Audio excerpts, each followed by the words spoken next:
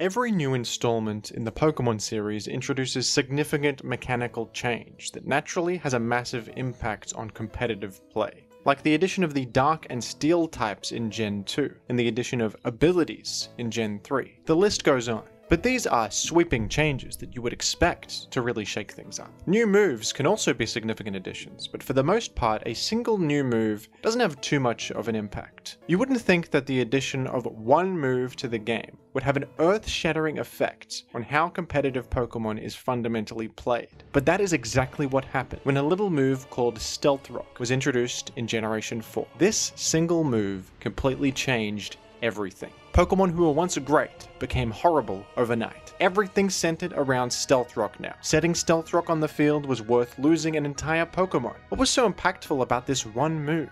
And how exactly did the metagame start revolving around it? Let's take a look. But first, I urge you to subscribe to the channel so I can convert the new subscribers into horsepower and transfer them directly to my good friend Meganium. Meganium would like to reconnect with his old childhood friend Horsey, who has now become an elite status horse amongst the secretive and mysterious Horse Council. Meganium is a dinosaur and lacks the requisite horsepower to enter Horse Nation at the current moment. Let's try and change that together.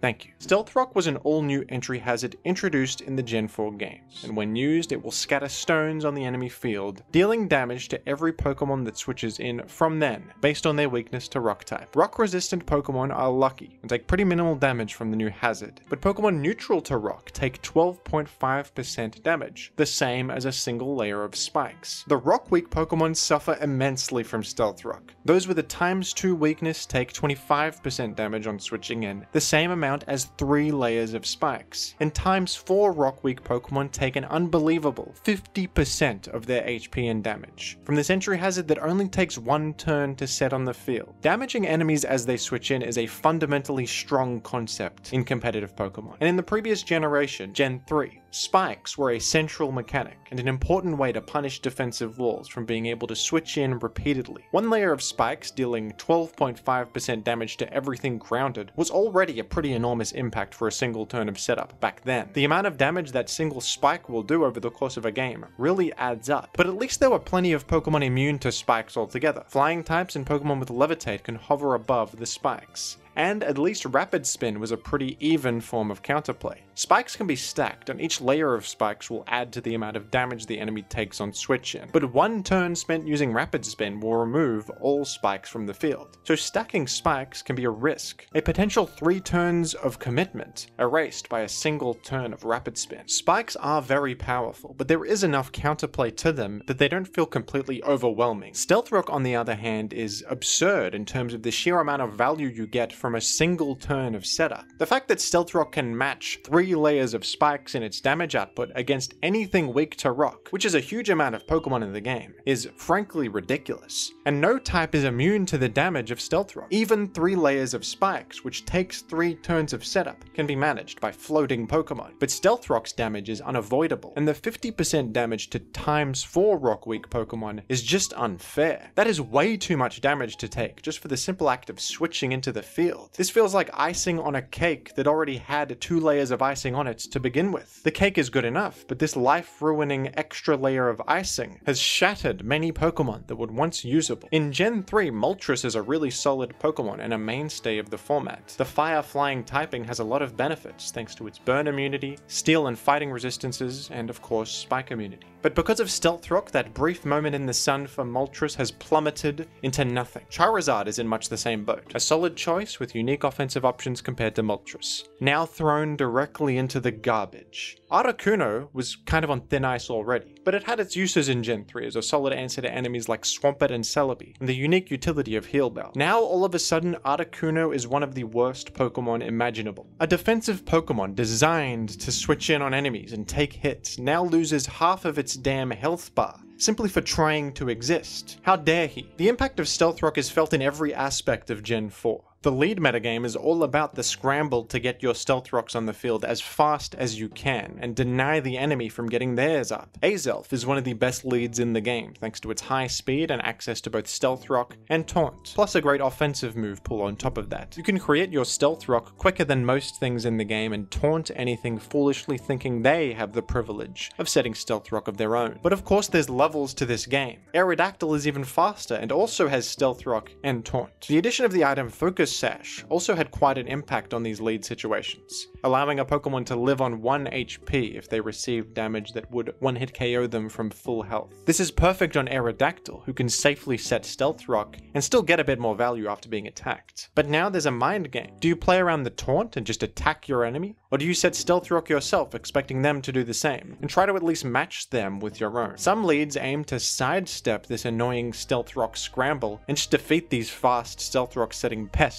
the old-fashioned way, by attacking them. Then they can set stealth rock on the field themselves a bit later. This is a more consistent way to do things that doesn't hinge on the mind games of taunt versus stealth rock with something frail. Metagross is a popular choice for its access to stealth rock, obviously, and its great bulk and offensive capabilities. Metagross can just attack enemies as they stealth rock, and even bullet punch them to take them out if they're brought down to 1 HP with Focus Sash. Metagross sometimes even invites certain enemies to taunt it, denying stealth rock, which is great if you just attack them instead. But do you see how much stealth rock impacts things even on turn 1 of the game? It's all about stealth rock all the time. This is a completely different world to the lead metagame of Gen 3. Some leads do aim to set spikes on the field as soon as they can, which is a similar idea. But setting 1 layer of spikes is nothing compared to the enormous impact of getting stealth rock on the field. Most leads in Gen 3 are just good old-fashioned offensive threats trying to attack you with moves. In Gen 4 it is insane how much these early interactions impact the outcome of games. If you do taunt the enemy, set up your stealth rock and win the rock war, you're now much more likely to just win. It's not quite that simple, and there are of course ways to remove stealth rock or try to get rocks up in the mid game rather than super early on. There are ways to bring some consistency to this chaos, and Gen 4 OU is still a good metagame that has formed around all of this. But the power of stealth rock is something you can feel at every single moment when playing this format. It is this looming force that is the most important and popular way to gain an advantage over your opponent.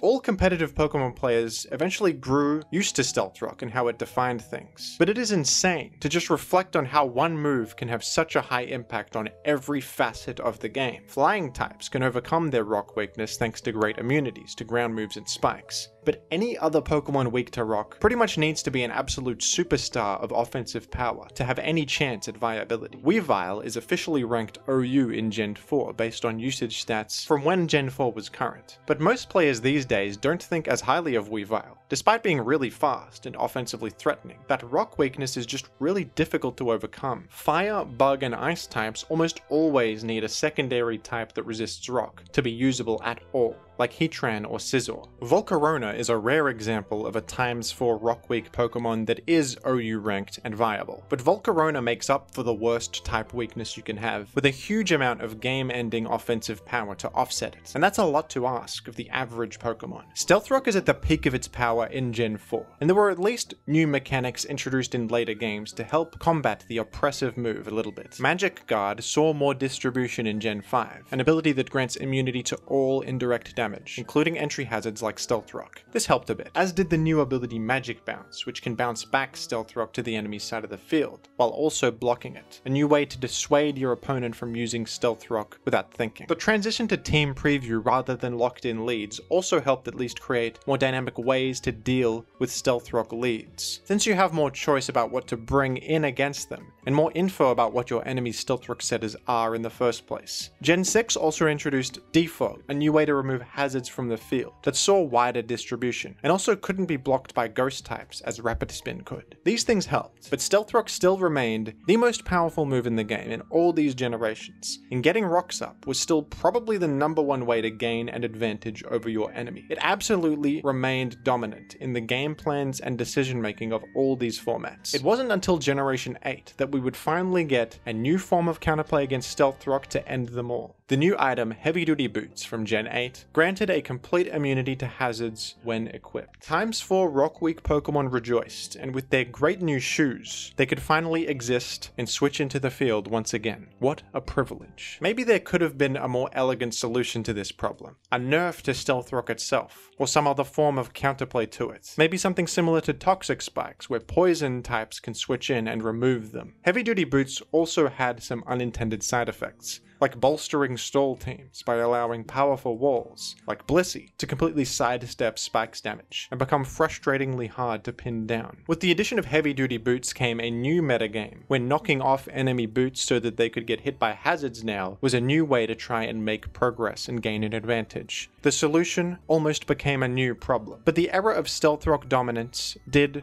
end here. Stealth Rock is still a great move, but there has been a noticeable decrease in its power and impact. Finding that turn to get rocks up is no longer the game-winning advantage it once was. Most Rock Week Pokemon just wear the boots now, so sometimes it doesn't even feel worth it to make rocks and go to the trouble of somehow knocking off their boots, if they'll even allow that. Spikes now feel better than Stealth Rock, since they tend to threaten more Pokemon than Stealth Rock can. Most rock-neutral Pokemon still don't run the boots. We have entered a new boot-centric world, and the rocks are at a mere fraction of their former power. But that rock-shaped wound in our hearts is still felt, as this one move plagued multiple generations of competitive play, centering everything around itself. Is the new world a better one? Perhaps. But I personally prefer a world without Stealth Rocks or the boots. Gen 3OU is my favorite metagame, and neither of these things exist there. Check out the Revival Tournament's YouTube channel to see upcoming coverage of the Jimvitational, an invitational Gen 3OU tournament hosted by myself and the Revival Tournament's team. Play-ins is underway already, and commentary will be coming soon. Gen 3OU is a delight to watch, and I would urge you to subscribe to Revival Tournaments and check it out.